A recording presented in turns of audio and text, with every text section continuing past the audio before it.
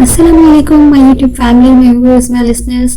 तो आज मैं आपके लिए लेकर आई हूँ दिल का पार्ट नंबर 9। और जैसे कि आप सबने स्टोरी सुनी ही होगी तो सबको पता ही चल गया होगा कि आहद जो कि अब ऐश के नाम से ज़्यादा जाना जाता है और वो माजी में अपनी मिलने वाली मोहब्बत का जो दुख है वो उसको उसी तरह हल्का करता है कि वो लड़कियों से दोस्तियाँ करता है और फिर उन्हें वादे वईद करके भुला देता है और फिर उनसे ब्रेकअप कर लेता है। तो इसी तरह से अपना गुस्सा जो वो निकाल रहा है आजकल।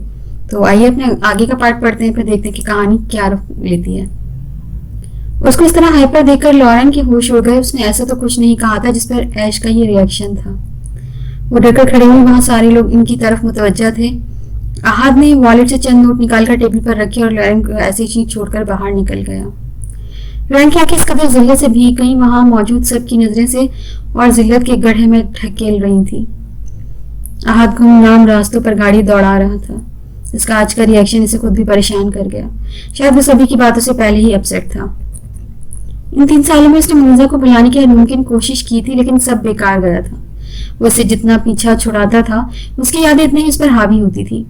एक सुनसान सड़क के किनारे उसने गाड़ी रोक दी, स्टीयरिंग पर सर टिका के आंखें मूंद गया। फिर सिगरेट सुलगा कर लंबे लंबे कश लेते खुद को थोड़ा नॉर्मल करके वो वापस अपनी फ्लाइट आ गए।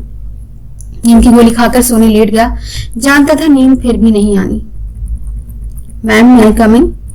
मुनीजा मैडम मोमिना के ऑफिस के बाहर खड़ी परमिशन ले रही थी। मैडम मोमिना इस स्कूल की मैडम थी। कम इन मोमिना। यस मैम, आपने बुलाया? कुर्सी पर बैठकर उसने पूछा। वो क्लास में पढ़ा रही थी जब मिस्टर आजिया ने उसे मैडम मोमिना का बुलावा दिया। यस मिस मुनीजा, मुझे आपसे पूछना था कि आप अपना घर बेच रही हैं। अगर आप मुनासिब समझें तो वजह जान सकती हूँ। यस मैम, मैंने आपको बताया था ना कि मेरी बुआ को कैंसर है। फर्स्ट स्टेज पर है, लेकिन इनकी उम्र की वजह से ये भी बहुत खतरनाक है। अभी भी वो हॉस्पिटल में है। कुछ दिनों में लंदन से बहुत बेहतरीन डॉक्टर्स आ रहे हैं। इनके हाथों में बहुत शिफा है, लेकिन इनकी फीस बहुत ज़्यादा है, इसलिए घर बेच रही हूँ। और वैसे भी वहाँ नहीं रहते, हम 3 ही तो हैं। इसको बेचकर जो पैसे बचेंगे इससे मैं कोई एक छोटा फ्लैट ले लूंगी।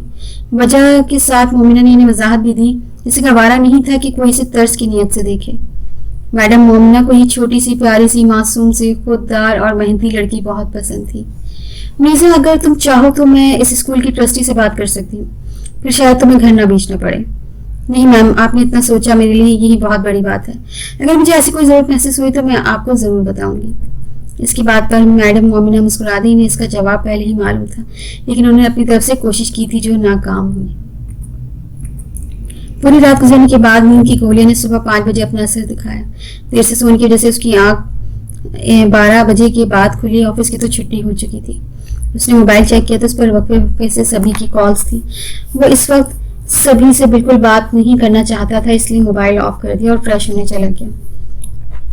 सारा दिन उसने घर में गुजारा। मोबाइल उसने ऑन नहीं किया था, इसका किसी से बात करने का मूड नहीं था। उसे लॉरेन का भी ख्याल आया था कि उसने कल लॉरेन के साथ गलत किया, लेकिन ये ख्याल सिर्फ चंद घंटों के लिए आया था। शाम हुई तो जन्नम आ गया। वो जन्नम को शर्लिन के मुतालिक कोई भी बात करने से मना कर चुका था और जन्नम भी इसकी मिजाज से वाकिफ था। इसने ऐसी कोई बात नहीं की। जन्नम के साथ वो क्लब आ गया। जन्नम ने आज किसी लड़की को आहत के करीब भी नहीं भटक दिया। वो जानता था आज ऐश का मिजाज ठीक नहीं, वो कुछ भी उल्टा सीधा करने से गुरेज नहीं करेगा। अक्सर कुछ महीनों बाद ऐश का मूड चंद दिनों के लिए ऐसा हो जाता था। क्लब से देर रात को घर आया। आज किस्मत उस पर मेहरबान थी, जिसे रात को ही नींद आ गई। सुबह की वक्त से पहले आँख खुल गई। फजर की नमाज पढ़कर वो दुआ के लिए हाथ उठाए खाली खाली नजरों से अपने हाथ को घूर रहा था। इसने दुआ में सिर्फ अपने लिए सुकून मांगा। इन 3 सालों में से लगता था वो एक भी रात सुकून से नहीं सोया। दुआ मांगकर उठा, मोबाइल ऑन किया तो इस पर लॉरेन की मिस्ड कॉल्स थी और सभी की परसों की मिस्ड कॉल्स। उसने फोन रख दिया। सभी को ऑफिस से आने के बाद कॉल करने का इरादा रखता था और लॉरेन से तो ऑफिस में ही मुलाकात हो जाएगी सोचकर वो फ्रेश होने चला गया। फ्रेश होकर वापस चला गया। ऑफिस में आकर उसे मालूम हुआ लॉरेन ऑफिस नहीं आई। उसने लॉरेन का कॉल की तो नंबर बंद था। वो भी कंधे उचकाकर अपने काम में लग गया। शाम को ऑफिस से घर आए तो उसे अपने घर से मूवी की आवाज़ आई। ओ शिट, शर्लिन से फ्लैट की चाबी लेना कैसे भूल गया। तो कोई नहीं, अब ले लेता हूँ। इसकी हिम्मत कैसे हुई, जब एक बार बोल दिया नहीं बात करनी तो नहीं करनी। गुस्से से बड़बड़ाता वो दरवाज़ा खोलता अंदर गया। अभी कुछ बोलता पर सामने बैठे शख्स को देखकर उसके अल्फाज मुंह में रह गए। हाथों में आहत की फेवरेट चिप्स पकड़कर फुल वॉल्यूम में एक्शन हॉलीडे मूवी लगाए सभी सोफे पर फैलकर बैठा था। सभी को अचानक अपनी फ्लैट में देखकर उसे झटका लगा। वो सभी को बिल्कुल भी एक्सपेक्ट नहीं कर रहा था। अपने पीछे किसी की मौजूदगी महसूस करके सभी समझ गया आहत है, लेकिन फिर भी उसे एक नजर देखकर नजरअंदाज किए वापस मूवी पर फोकस कर लिया। अंदाज साफ था कि भाड़ में जाओ, तुम्हारी मौजूदगी से फर्क नहीं पड़ता। उसके इस अंदाज पर आहत मुस्कुराया। सभी जब भी नाराज होता था खालिसन बीवी वाले अंदाज ही अपनाता था, और ये नाराजगी उसके फोन ना उठाने की थी। पर अपनी नाराजगी बताने के लिए तो सभी नहीं आ सकता था, यकीनन कोई बात होगी। आहत सोचते हुए आगे बढ़ा और सभी की बिल्कुल बराबर में बैठ गया। इसकी पैकेट में से चिप्स लेने लगा जब सभी ने हाथ पीछे कर लिया और मूवी म्यूट करके आहत की तरफ मुड़ा। पीछे होकर बैठ, मैं लॉरेन नहीं हूँ। सभी की बात पर आहत की मुस्कुराहट गहरी हुई। उसने मोबाइल सामने टेबल पर रखा। नहीं नहीं, तुम लॉरेन नहीं, तुम तो मेरी जान हो यार। आहत इसके और करीब हुआ। हाँ, वही जान जिसका फोन लॉरेन की वजह से काट दिया था। तुम जानते हो मैंने फोन लॉरेन की वजह से नहीं काटा था। और रही बात लॉरेन हो या जो भी हो, तुमसे बढ़कर कोई नहीं है। संजीदगी से बोलते आहत थोड़ा पीछे हुआ।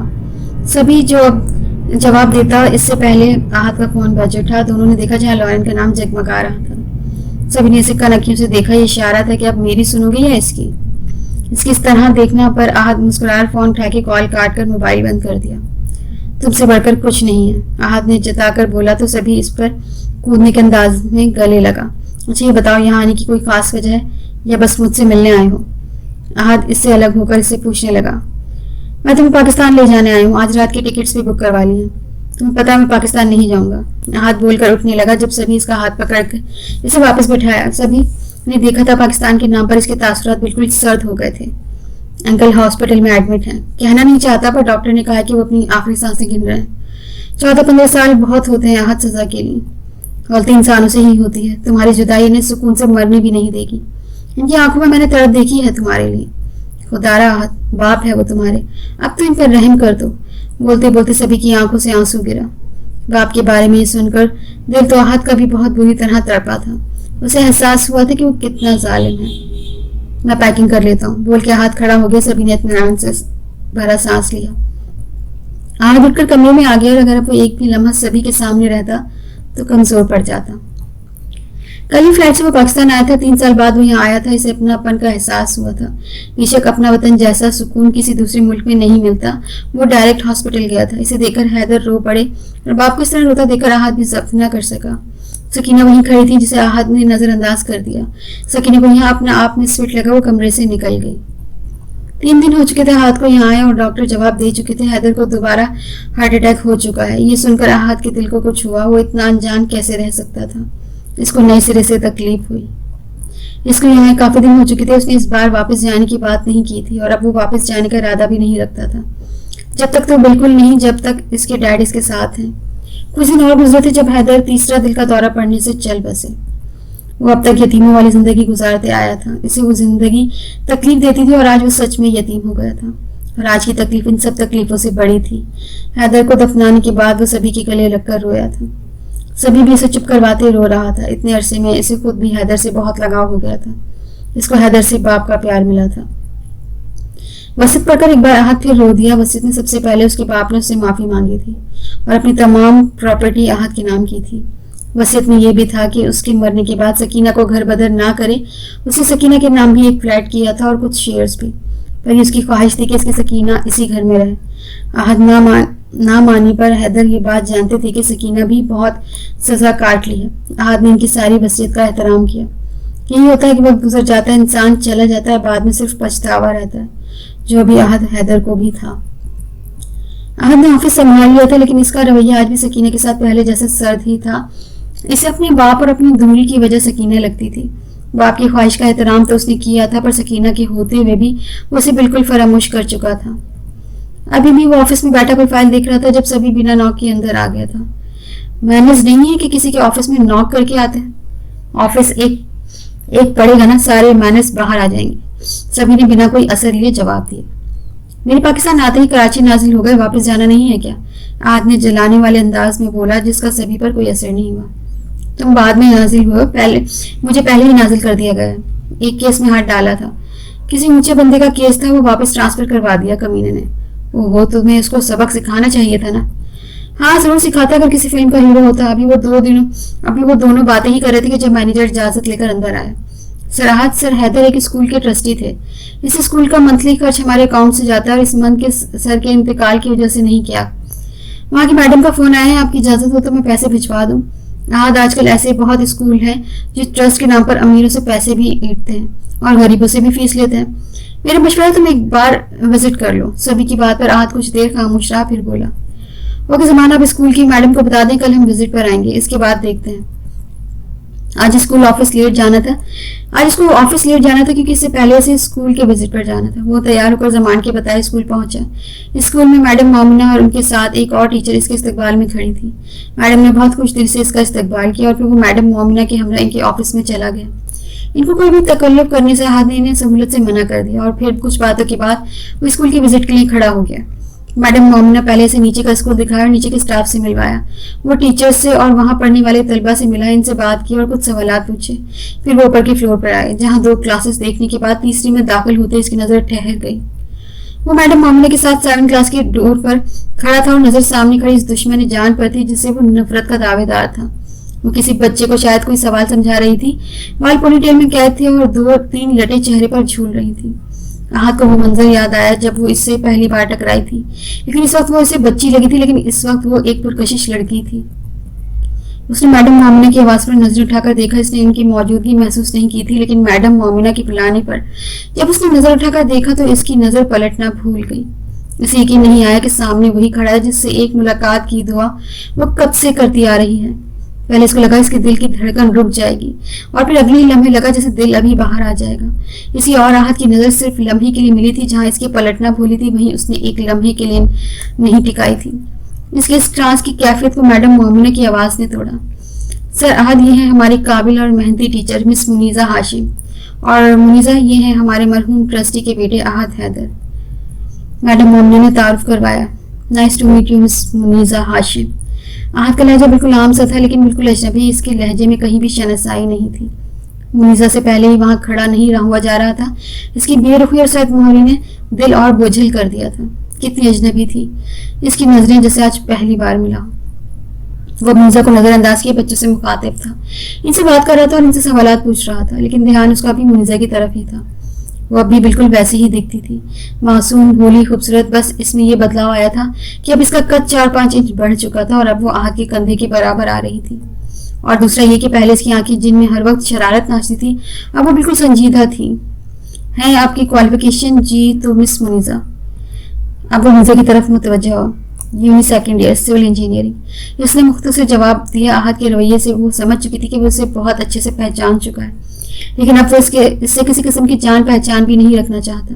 मुनीज़ा का दिल क्या वो वहां से भाग जाए जिससे वो इस कदर मोहब्बत करती है। इसकी इस कदर बेरुखी अब इसकी बर्दाश्त से बाहर हो रही थी। मैडम मोमिना की एजुकेशन अभी इनकम्प्लीट है। आपको नहीं लगता ये इस जॉब के लिए मिसफिट है? वो जो नीचे नजरें करे खड़ी थी, आहत की इस बात पर झट से नजर उठा के देखा और दूसरी तरफ मैडम मोमिना भी परेशान हुई। जी सर, लेकिन मिस मुनीज़ा बहुत काबिल और मेहनती है। ये स्टूडेंट्स को इनके माइंड से लेकर चलती हैं और जब से ये आई हैं बच्चों में बहुत इंप्रूवमेंट आई है। ठीक है, चलें। वो मैडम मोमिना के साथ बाहर निकल गया। मुझे को अब यकीन नहीं आ रहा था कि वो आहत था। कितना बदल गया था वो। इसने अब बियर्ड रख ली थी, बाल भी थोड़े बड़े थे, रंग भी मजीद सफेदी आ गई थी और आंखें बिल्कुल अनजान और सर्द। वो इस वक्त मैडम मोमिना के साथ बैठा था। मैडम मोमिना स्कूल के बारे में से मजीद बता रही थी, लेकिन इसका जहन इस वक्त कहीं और था। इसका जहन इस वक्त 3 साल पहले चला गया था। सर, आपसे एक और रिक्वेस्ट करनी है, अगर आप हेल्प कर सकें तो। जी बोलिए, अगर कर सका तो जरूर करूंगा। मैडम मोमिना ने इसे इल्तिजाई अंदाज में बोला था। इसने हामी भी भरी। इसके इतना मना करने के बावजूद मैडम ने कॉफी का ऑर्डर दिया। सर, मिस मुनीज़ा हाशिम के बारे में आपसे कुछ बात करनी थी। मुनीज़ा का नाम सुनते इसका दिमाग पूरी तरह मैडम मोमिना की तरफ मुतवज्जा हुआ। जी कहिए, मैं सुन रहा हूँ। सर, मिस मुनीज़ा अपनी एक बहन और बुआ के साथ रहती हैं, इनका सहारा भी है। बहन का सुन के आहत चौंका, क्योंकि ये गलत फहमी नहीं थी, मुनीज़ा की कोई बहन नहीं थी। ओह, कहीं इसके बाप ने भी तो शादी नहीं कर ली थी। वो गायब दिमागी से सोचने लगा। इसको फिर गायब दिमाग देखकर मैडम मोमिना इसे मुखातिब किया। Any problem sir? No, it's all right. आप बोलिए, क्या बोल रही थी? इनकी बुआ को लिवर कैंसर है, 1st स्टेज पर है, लेकिन एज की वजह से खतरे की बात है। ओह, अफसोस हुआ सुन के। इसे वाकई अफसोस हुआ था। बुआ एक अच्छी और नेक खातून थी। उन्होंने हमेशा आहत के सर पर शफकत भरा हाथ रखा था। जी, उनका केस कॉम्प्लिकेटेड है। कुछ दिनों में लंदन से डॉक्टर्स की टीम आ रही है, तो इसलिए पैसों की ज़रूरत है। मैंने मिस मुनीज़ा से बात की थी, लेकिन वो किसी का एहसान नहीं लेना चाहती। वो एक खुददार लड़की है। एहसान? आहत ने ज़ेरे लब दोहराया। आप कुछ कह रहे हैं सर? मैडम मोमिना ने इसे बड़बड़ाते देखा तो पूछा। तो इसमें मैं क्या कर सकता हूँ? आप जो भी बोलना चाहती हैं बेफिक्र होकर बिना तमहीद बांधे बोल दें। सर मैं चाहती हूँ आप इस हॉस्पिटल में बात करें जहाँ इनका इलाज हो रहा है, ताकि इनको फाइनेंशियली हेल्प मिले। आपकी तो सोर्स होंगी, इस तरह इनकी सेल्फ रिस्पेक्ट भी हर्ट नहीं होगी।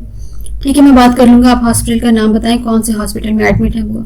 इसके सिर्फ बुआ बोलने पर मैडम मोमिना ने उसे देखा, लेकिन फिर उसे हॉस्पिटल का बताया। वो अब अपने दिल को हल्का महसूस कर रही थी। वो जानती थी मुंजा के तमाम अखराजात इसी घर से पूरे होते हैं, तो वो नहीं चाहती थी इसके लिए और मुश्किलात पैदा हों। मुंजा घर आकर अपने कमरे में बंद हो गई थी। इसे बहुत रोना आ रहा था। आहत का रवैया उसे तकलीफ दे रहा था। वो जानती थी इन सब की वजह वही है, लेकिन दिल किसी सूरत इसकी बेरखी बर्दाश्त करने को तैयार नहीं था। वो बेड पर औंधे मुंह लेटी रो दी। वो स्कूल से वापस घर आ गया था। एक बार फिर उसके सामने 3 साल पहले की बातें किसी फिल्म की तरह घूम रही थी। आज भी मासूम मुनीजा हाशिम, तुम किसी को भी बेवकूफ़ बना सकती हो, पर इस बार अहद हैदर शेख बेवकूफ़ नहीं बनेगा। वैसे अफसोस है, तुम्हारे लिए भी कुछ नहीं है तुम्हारे पास। वो हंस दिया, जैसे मुनीजा को खाली हाथ देखकर उसको सुकून मिला। प्रॉपर्टी नाम करवाने से पहले ही शौर चल बसा, लेकिन सवाल ये है कि तुम्हारे बाप की प्रॉपर्टी कहाँ गई, और ये बहन, और कितने भेद खुलने बाकी हैं। चलो खैर, जो भी हो, तुम्हें इस हाल में देखकर खुशी हुई। सिगरेट के गहरे गहरे कश लेता, वो खुद से बातें करता, पुरस्कार मुस्कुरा रहा था। एहसान लेना मिस मुनीजा हाशिम को पसंद नहीं है, पर मुनीजा हाशिम अहद हैदर के एहसान तो लो दबेंगी। इंटरेस्टिंग। सिगरेट जमीन पर फेंक कर उसने जूते से मसल दिया। बहुत जल्द तुम भी ऐसे ही मसली जाओगी अहद हैदर के जरिए। और फिर वो मुस्कुराता वो वहीं सोफे पर लेट गया। आंखें बंद करती ही मुनीजा का मुस्कुराता चेहरा उसकी आंखों में लहराया। ये वो चेहरा था जो इतनी नफरत के दावे के बावजूद इसकी आंखों में कभी धुंधला नहीं हुआ था। उसने फौरन अपनी आंखें खोल दी और इसे अपनी इस बेइख्तियारी पर शदीद गुस्सा आया था। वो मैडम मोमिना के बताए हॉस्पिटल जा रहा था। आधे घंटे की ड्राइव के बाद वो हॉस्पिटल पहुंचा और पार्किंग में गाड़ी खड़ी करके अंदर चला गया। काउंटर से रूम का पूछने के बाद वो लिफ्ट की तरफ बढ़ गया। रूम 3रे फ्लोर पर था। वो कमरे के अंदर जा रहा था और मुनीजा कमरे से बाहर निकल रही थी। वो स्कूल से आने के बाद इतना रोई थी कि इसकी आंखें सुर्ख हो रही थी। कमरे से निकलते हुए किसी से बुरी तरह टकराई। जब तक वो नजर उठाकर देखती, टकराने वाला अंदर जा चुका था। उसने मुड़कर देखा तो इसकी तरफ आहत की पोछ थी, लेकिन वो उसको पीछे से भी पहचान सकती थी। इस कमरे में देखते से हैरत हुई। वो एक भी सेकंड लगाए बगैर कमरे से निकल गई। बुआ, आहत ने इनके सामने कुर्सी पर बैठते ही पुकारा। वो सामने ही लेटी थी। अब इन पर बहुत ज़ईफ़ी आ चुकी थी, वरना 3 साल पहले वो इतनी ज़ईफ़ नहीं लगती थी। शायद बीमारी ने इन्हें और ज़ईफ़ कर दिया था। हादी वो देखते ही पहचान गई। यही तो था वो खुशनसीब जिसकी मोहब्बत इनकी साबिर बच्ची के दिल में भरी थी, जो हर लम्हे इसके लिए दुआएं मांगती आई थी। शुक्र है तुम आ गए। मैं यही सोच रही थी मेरे बाद मुनीजा और हुरैन का क्या होगा। हुरैन का नाम सुनते ही से पता चला कि मैडम मोमिना मुनीजा की बहन किससे बोल रही थी। आप ऐसे बातें क्यों कर रही हैं? मैंने डॉक्टर से बात की है, आप ठीक हो जाएंगे इंशाल्लाह। नहीं मेरे बच्चा, मेरे पास अब वक्त नहीं है। ये बीमारी तो सिर्फ बहाना है। बोलते हुए बुआ की आंखों से आंसू निकलकर तकिए में जज्ब हो गए। आप नाउमीदी की बातें क्यों कर रही हैं? नाउमीदी कुफ्र है। आहद इनके हाथ पर हाथ रखते हुए बोला। नाउमीदी नहीं, हकीकत का सामना कर रही हूँ। मेरी बात सुनो आहद। जी कहीं बुआ, मैं सुन रहा हूँ। हादी, मेरी बच्ची बेकसूर थी, वो बहुत मासूम थी और वो अब भी मासूम है, इसे माफ़ कर दो। वो रोते हुए बोली और आहद का हाथ जो इनके हाथ पर रखा था उस पर अपना हाथ रख दिया। मेरी मुझे से निकाह कर लो आहद, मेरी बच्चियाँ बहुत मासूम हैं, मैं इनको सही हाथों में देखना चाहती हूँ और तुमसे बेहतर मैं किसी को नहीं समझती। इसे अपना लो, मेरी मुनीजा और हुरैन को संभाल लो। इसे मेरी ख्वाहिश समझ लो या गुजारिश। इनकी बातों पर आहद परेज हो गया और कमरे के बाहर खड़ी मुनीजा अपनी सिसकियाँ रोकने लगी। आहद ने कोई भी जवाब दिए बगैर उठा और कमरे से बाहर निकल गए। मुनीजा से ज्यादा देखकर और बिखर गई।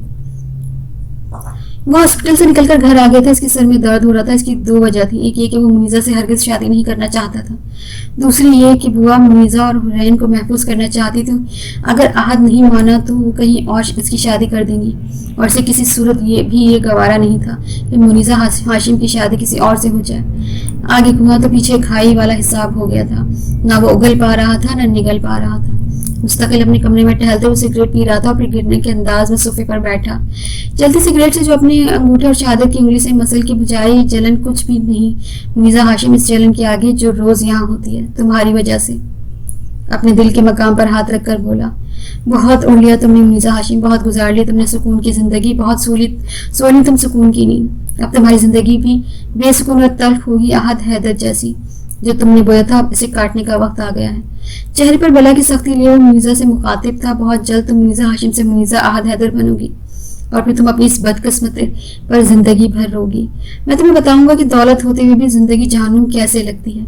तुम्हें दौलत चाहिए थी ना, मेरा वादा है कि तुम्हें कभी दौलत की कमी नहीं होगी, लेकिन तुम इस दौलत से नफरत करोगी। जैसे डॉक्टर से घर जाने की बात करूँ, मेरी बच्ची, मैं अपने आखिरी दिन अपने घर में गुजारना चाहती हूँ। इस हॉस्पिटल में मुझे घुटन होती है, और वैसे भी अब तुम्हारा निकाह मैं हॉस्पिटल में तो हरगिज नहीं पढ़ाऊंगी। वो मीज़ा के हाथ से सूप पीते हुए बोली। वो आप किससे कर रही हैं मेरा निकाह? हादी से। वो जा चुके हैं, वो मुझसे कभी शादी नहीं करेंगे। नफरत करते हैं वो मुझसे, शदीद नफरत। मैंने उनकी आंखों में अपने लिए हिकारत देखी है। बोलते हुए, ना चाहते हुए भी इसकी आंखों से आंसू निकल गए। वो गया, लेकिन मना करके नहीं गया मीज़ा, और गलत देखा है तुमने उसकी आंखों में। मैंने उसकी आंखों में तुम्हारे लिए शदीद गुस्सा देखा है, और इस गुस्से में छुपी मोहब्बत भी, और मोहब्बत भी इतनी जितनी शदीद शायद तुम भी उससे नहीं करती। जानती है उसकी और तुम्हारी मोहब्बत में क्या फ़र्क है? बुआ के पूछने पर उसने नफ़ी में सर हिलाते अपने आंसू साफ किए। तुम इसकी अच्छाई को देखते इससे मोहब्बत करती हो, और तुम उसके साथ बुरा किया। वो मजलूम रहा, इसलिए तुम्हारे दिल में इसके लिए मोहब्बत कायम है, और वो तुम्हें बुरा समझते हुए भी तुमसे मोहब्बत करता है। इसके लिए तुम जालिम हो, बेवफा हो, वो फिर भी तुमसे मोहब्बत करता है। एक उम्र गुजारी है मैंने, और अब जिंदगी की आखिरी सीढ़ी पर खड़ी हूँ। आंखें क्या, इंसान का अंदाज, लहजा सब पढ़ना जानती हूँ मैं। और वो वापस जरूर गया है, पर मना करके नहीं गया। वो तुमसे मोहब्बत करता है, वो भले अपनी मोहब्बत को नफरत का चोला पहनाए। वो खुद को बेवकूफ़ बना सकता है, पर मुझे नहीं। वो कभी भी तुम्हारी शादी किसी और से नहीं होने देगा। यकीन ना है तो सिर्फ 2 दिन इंतजार करके देख लेना। मीज़ा इनको देख रही थी, पर चाहकर भी यकीन नहीं कर पा रही थी, क्योंकि उसने आहत की आंखों में अपने लिए सिर्फ नफरत और सर्द मेहरी देखी थी। क्या मीज़ा आपी का निकाह? छोटी नानी, आपने मुझे बताया भी नहीं। कम से कम 1 महीने पहले बताना चाहिए था ना। इतनी तैयारी करती, मैं अपनी फ्रेंड्स को भी बुलाती। मुंह फुलाए शिकायत कर रही थी। डॉक्टर से जबरदस्ती अपनी जिम्मेदारी पर बुआ हॉस्पिटल से छुट्टी लेकर घर आ गई थी। इन्हें यकीन था आहत निकाह के लिए जरूर हाँ करेगा, और अब 2-3 दिन बाद मीज़ा के निकाह का बता रही थी तो हुरैन का सदमे से मुंह खुल गया था। तो कोई बात नहीं मेरी बच्ची, अब तैयारी कर लो। कैसे कर लूँ? आप 2-3 दिन में निकाह का बोल रही हैं? अब तक जो मीज़ा अनजान बनी बैठी थी बोल पड़ी। तो क्या हुआ हुरैन, ऐसी कौन सी तैयारी करनी है? साथ किसे होगा? रही बात तैयारी की, तो इसमें कौन सी बड़ी बात है? तुम्हारी शॉपिंग ही तो है, वो तुम खुद जाकर कर लेना। 1 दिन में भी हो जाएगी, अकेले जाकर? उसने हैरत से मीज़ा से पूछा। वो कभी कॉलेज के अलावा कहीं अकेली नहीं गई थी। हाँ चली जाना, करीब ही तो है। और कब तक मेरी उंगली पकड़कर चलोगी? यूनी भी तो अकेली ही जाओगी। अच्छा ठीक है, मैं चली जाऊंगी, आप बस पैसे ज्यादा दीजिएगा, मैं मैक्सी लूंगी। उसने फौरन से अकेले जाने के लिए हामी भरी, वरना ये लेक्चर बहुत लंबा हो जाता। बुआ को तो यकीन था कि आहत जरूर हाँ में ही जवाब देगा, लेकिन मीज़ा का अब भी यही कहना था कि वो उससे कभी शादी नहीं करेगा। और हुरैन पहले थोड़ी दुखी हुई कि इसे पहले क्यों नहीं बताया, और इतनी जल्दी करने की क्या ज़रूरत है। लेकिन फिर उसकी खुशी का ठिकाना नहीं था। वो अक्सर अपनी दोस्तों से सुनती थी कि मेरी बहन की शादी है, मेरे भाई की शादी है। इनकी तैयारियां सुनती थी, इनके बहन भाई की शादी में जाती थी, और अब इसी की बड़ी बहन की हो रही थी। लेकिन ना उसमें वैसी तैयारियां हो रही थी, ना वैसे धूमधाम। लेकिन वो फिर भी बहुत खुश थी। आज बुआ से मिलने हॉस्पिटल गया था, लेकिन वहां जाने के बाद मालूम हुआ कि वो घर पर जा चुकी है। आज अस्पताल से बुआ का एड्रेस निकाल कर बुआ के घर गया। दरवाजा एक प्यारी सी बच्ची ने खोला। वो बच्ची यकीनन हुरैन थी। हुरैन ने इसे पहले कभी नहीं देखा था, इसलिए ना वो समझी से इसे देखने लगी, लेकिन आहत इसको पहचान चुका था, क्योंकि मुन्नज़ा के अलावा घर में एक और बच्ची रहती थी, और वो हुरैन थी। इससे पहले कि हुरैन को अपने बारे में कुछ बताता, पीछे से गुजरती मुन्नज़ा की नज़र इस पर पड़ी। इसी लम्हे आहत ने भी नजरें उठाकर देखा। रो रही आंखें, कमर और कंधों पर बिखरे बाल, अपनी नजरें फेर गया, ये जाने बगैर कि इसका इस तरह से नजरें फेरना इसको कितना तकलीफ देता है। और फिर मुन्नज़ा भी एक लम्हा वहां रुके बगैर कमरे में चली गई। वह आहत का नाम हुरैन को बता चुकी थी, लेकिन हुरैन बाकी सब बातों से नावाकिफ थी। आहत को देखकर उसको बहुत खुशी हुई। इसे अपनी बहन और दोस्त बहुत खूबसूरत लगती थी। वो यही चाहती थी कि इसकी बहनोई भी इसकी बहन के टक्कर का हसीन मिले, और सामने खड़ा शख्स बिलाशुबा बहुत हसीन और वजी था। जीजू आप तो बहुत प्यारे हैं सच्ची। मैं तो बड़ी परेशान थी कि पता नहीं बुआ ने कैसे लड़का पसंद किया होगा, लेकिन आप बहुत खूबसूरत हैं, बिल्कुल मीज़ा आप ही की तरह। आहत को पटक पटक बोलती हुई छोटी सी लड़की बहुत प्यारी लगी। उसने एक प्यारी सी स्माइल दी, और इसकी स्माइल देखकर हुरैन, जिसके दांत पहले ही अंदर नहीं जा रहे थे, और बाहर आने लगे। लेकिन फिर आहत के सामने मीज़ा का पटर पटर बोलता चेहरा लहराया, और इसकी मुस्कुराहट एकदम गायब हुई। इसकी मुस्कुराहट एकदम सिमटी। देखकर हुरैन की मुस्कुराहट भी सिमटी। बुआ से मिल सकता हूँ मैं? आहत के सवाल करने पर हुरैन को एहसास हुआ कि उसने अब तक इसे दरवाजे पर ही खड़ा रखा है। मुझे बिल्कुल वो सॉरी, मैं इतनी एक्साइटेड हो गई थी, मुझे याद ही नहीं रहा। वो बोलती हुई आहत को बुआ के कमरे में ले जाने लगी। इसीलिए गुस्सा आ गया होगा। वो सिर्फ सोच के रह गई। इसे लगा आहत को उसके अंदर ना बुलाने पर गुस्सा आया। कैसी तबीयत है आपकी? मेरी तबीयत को अब क्या होना है? अब दिन ही कितने बचे हैं? मैं तो तुम्हारा इंतजार कर रही थी। कल तुम बिना जवाब दिए चले गए। बुआ ने हाथ से शिकवा किया। जी बस कुछ ज़रूरी काम याद आ गया था। इसकी बात पर बुआ मुस्कुराई। तो अब बताओ, मानोगे मेरी बात, निकाह करोगे मुनीज़ा से? इसके जवाब से बुआ वाकिफ थी, लेकिन फिर भी पूछा। वो कमरे के बाहर मुनीज़ा की मौजूदगी महसूस कर चुकी थी। मुझे आपके फैसले पर कोई एतराज़ नहीं। मैं मुनीज़ा और हुरैन की जिम्मेदारी उठाने के लिए तैयार हूँ। बाहर खड़े मुनीज़ा को अपने कानों पर यकीन नहीं आ रहा था। उसने मुनीज़ा से शादी के लिए हाँ कर दी थी। तो क्या बुआ ने जो सब कुछ कहा वो सच था? आहद इससे अब भी मोहब्बत करता है? इसने खुद से पूछा और नम आंखों से मुस्कुराकर अपने कमरे में चली गई। आहद और बुआ न जाने क्या बातें कर रहे थे जब हुरैन कमरे में आई। इसके हाथ में चाय की ट्रे थी और साथ कीमे के समोसे और नगेट्स भी। उसने वो ट्रे बुआ के साइड टेबल पर रख दी, क्योंकि आहद भी इनके पास इसी पास बेड के करीब कुर्सी रखकर बैठा था। ट्रे रख वो बुआ की दूसरी तरफ बैठ गई। कब की डेट है शादी की? हुरैन ने बड़े इश्तियाक से पूछा, क्योंकि फिर वो उसी हिसाब से शॉपिंग करने का इरादा रखती थी। कल शाम। बुआ के जवाब पर मुझे पुरस्कून बैठी थी, एकदम बेधक कर उठी। क्या? एक दिन में कैसे शॉपिंग होगी मेरी छोटी रानो? इतनी जल्दी क्या है? मैंने अपनी किसी दोस्त को भी नहीं बुलाया। गुस्से में मुकम्मल रोने की तैयारी पकड़ चुकी थी। बड़ी बड़ी आंखों में आंसू आ गए थे। वो तो सोच चुकी थी कि वो अपनी सारी दोस्तों को बुलाएगी, कुछ ना कुछ तैयारी तो कर ही लेगी, लेकिन यहाँ तो मामला ही कुछ और निकला। निकाह सादगी से हो रहा है, तुम अपने सारे शौक वलीमे में पूरे कर लेना, जिसे बुलाना हो बुला लेना, जितनी शॉपिंग करनी हो कर लेना। इसकी आंखों में आंसू क्यों पता नहीं आहत को अच्छे नहीं लगे। वो कमजोर थी, मुनीज़ा की तरह ज्यादा पटर पटर नहीं बोलती थी, संजीदा मिजाज थी, लेकिन जब वो बहुत ज्यादा एक्साइटेड होती तो इसकी जबान नहीं रुकती थी।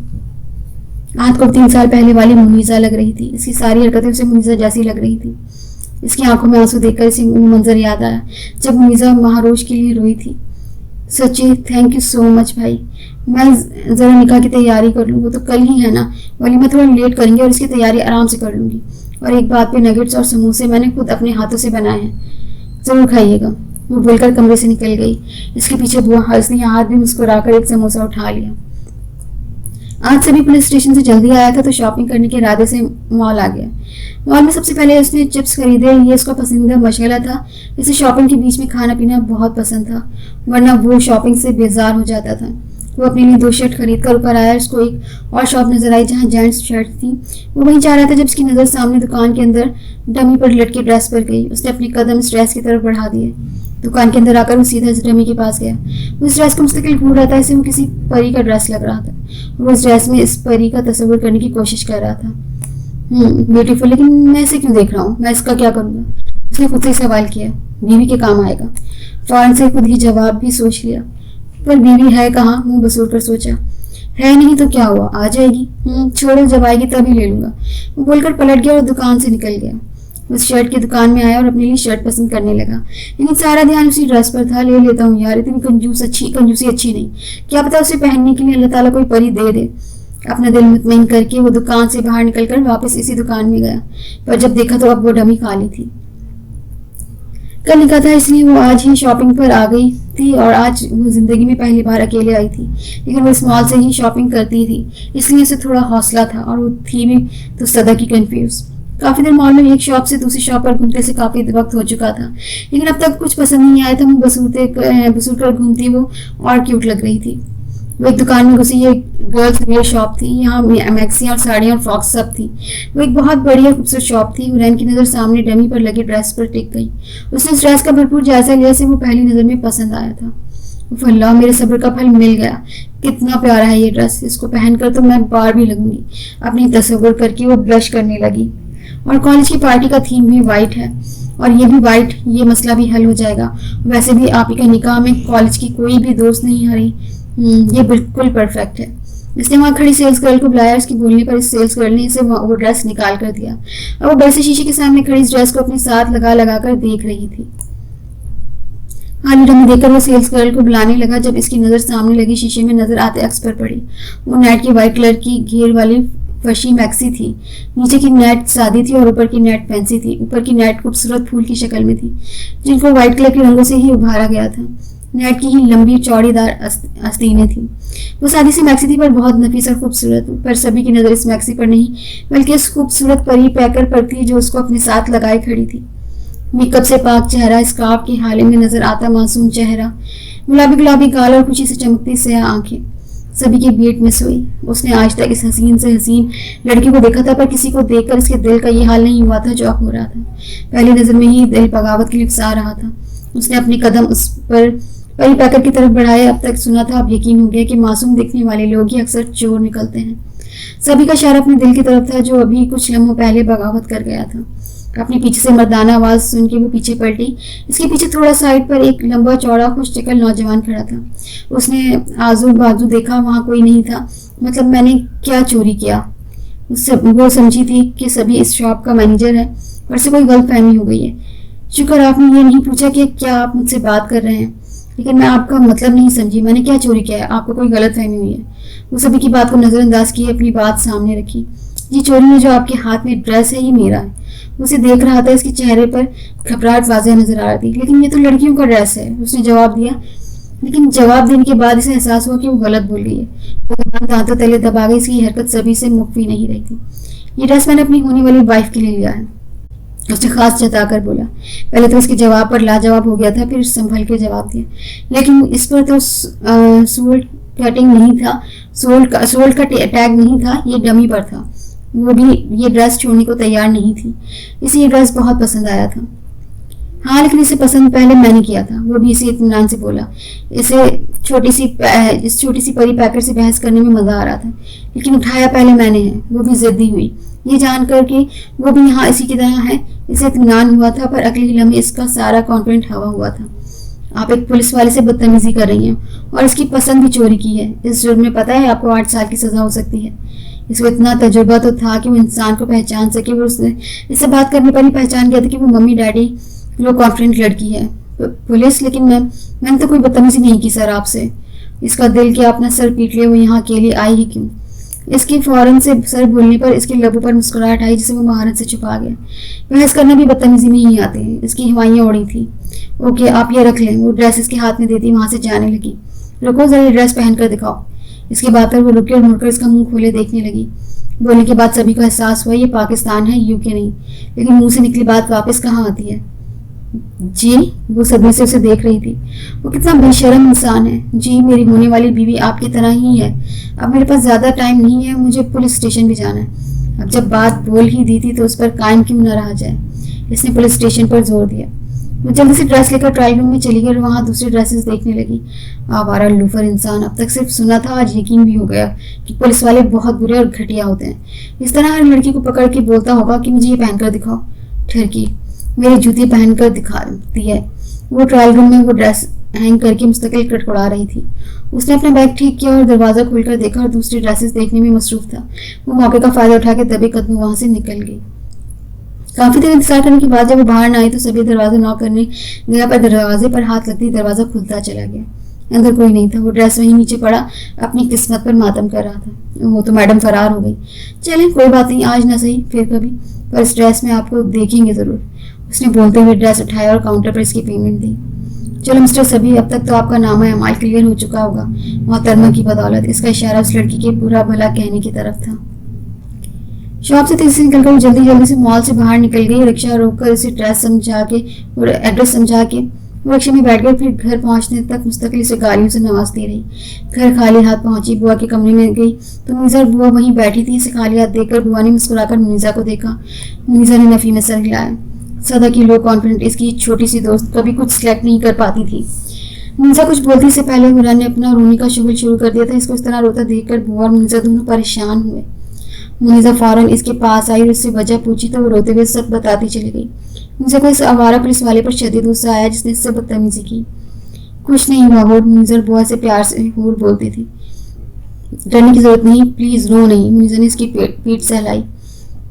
मैं डरनी नहीं, आप ही रोते हुए सू करते बोली। तो फिर रो क्यों रही हो? मुनीजा ने अचंभे से पूछा। वो ड्रेस बहुत प्यारा था और वो फिर रोते हुए बोली। तुम एक ड्रेस के लिए रो रही हो? सीरियसली? वो नहीं तो कोई और मिल जाएगा और मैं तुम्हारे लिए ऑलरेडी ड्रेस ऑर्डर कर चुकी हूँ, इसलिए बेफिक्र हो और अब रोना बंद करो और जाकर फ्रेश हो जाओ। आपकी बार वो बिना बहस किए उठी और अपने कमरे में चली गई।